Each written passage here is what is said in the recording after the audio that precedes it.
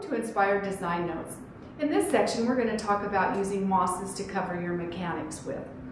Today we have quite a variety of artificial as well as natural mosses that you can use for covering the foam in your container. To start with, let's just look at the options that are available. With artificial mosses, they come in just a host of different materials. They may have soil incorporated with them, long moss, short moss. They're on different types of pads. This one happens to be a very spongy foam, and you would tend to use this as a unit in something larger. They're also done in ones that are considered pot toppers, so you just use the entire piece right over the top of your pot to cover the foam with. The difficulty with this is that it's hard to insert stems through it, so you will need to take a knife and cut an opening where you want to put your stems. But it does make a very nice cover. They will also do them in a nice square shape, so if you were working in a square shaped container, again, it would just sit over the top.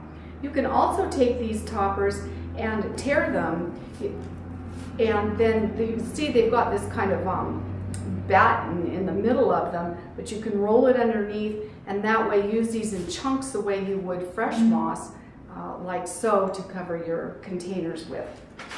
There's sheet moss that's artificial in very different shapes that you can use. Also different types of pads and pillows, as they call them, in moss. They're covered all the way around. You can cut these in half and make two pieces out of them as well. And just a different style. These happen to be flat on the back with a nice kind of dirt surface to them. And they come in different shapes.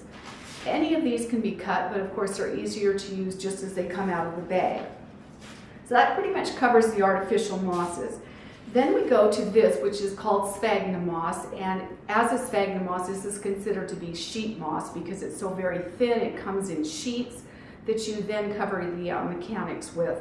It has been dyed, so it has a beautiful bright green color to it, and it's not going to fade in the sunlight as moss that's natural does that has not been dyed. Great moss to work with. Again, you're just going to peel it into sections. Our next type of moss is called Spanish moss, and it's actually not a moss at all. It happens to be a plant. It's a tillandsia plant. It's what grows in the cypress trees of the south. They harvest it fresh, and then it's let to dry. And it's gray like this in its natural state, which works really well for drier types of designs if you're working with succulents or cacti or things actually that are in the gray tones. But if you're working with artificial flowers that you want to look like they're fresh, oftentimes it's better to work with one of your green dyed Spanish mosses. And it comes in this bright sort of chartreuse green and a light green, sometimes called basil as well.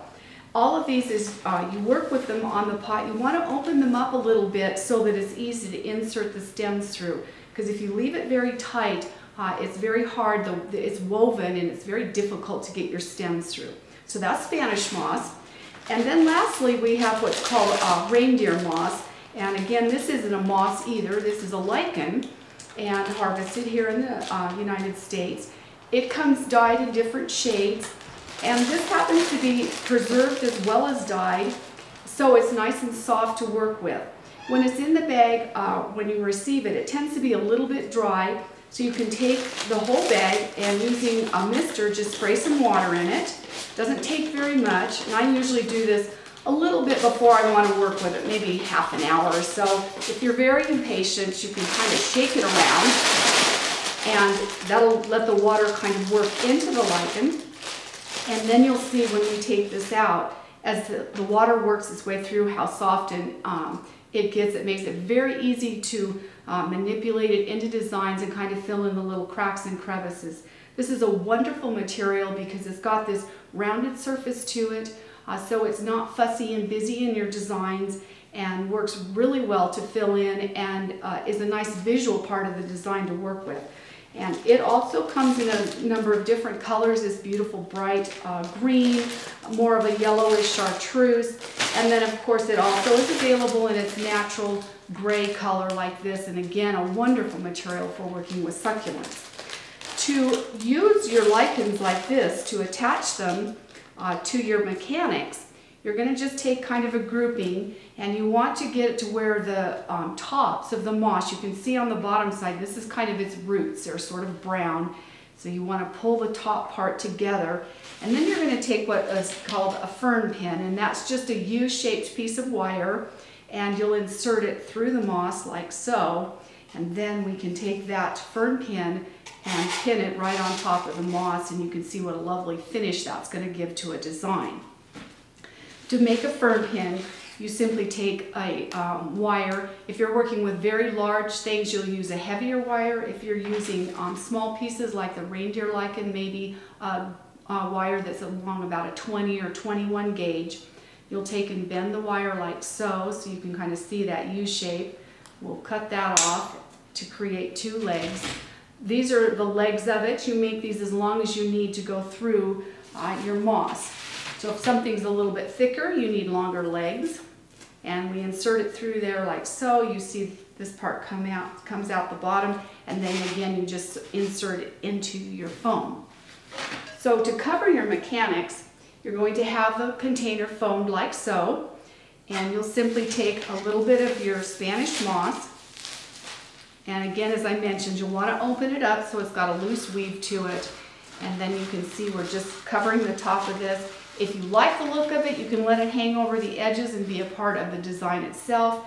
If you prefer not to see it, then tuck it in a little bit tighter so it's not going to show when it's done. With your sphagnum moss or sheet moss, you'll simply tear a piece off. And I always take and kind of rough it up like this to open it up a little bit, because you'll see that hard surface on the back can be difficult to get stems through, as we mentioned earlier. You'll just set this on top of your moss like so, and that's ready to go. And then lastly, if you're working with any of your pads like these, to attach these to your foam, the easiest way is to insert a wood pick in the bottom of them, and I always hot glue them in so that they stay nice and tight, and then you can cut that little wood pick off, and that will then insert on top of the foam like so, and you start getting this wonderful textural thing going on top that you can then use for more of a planted type of look. So that covers our mosses that you would use for finishing off the mechanics of your design. I hope you've enjoyed our inspired design notes today and come back for a visit soon.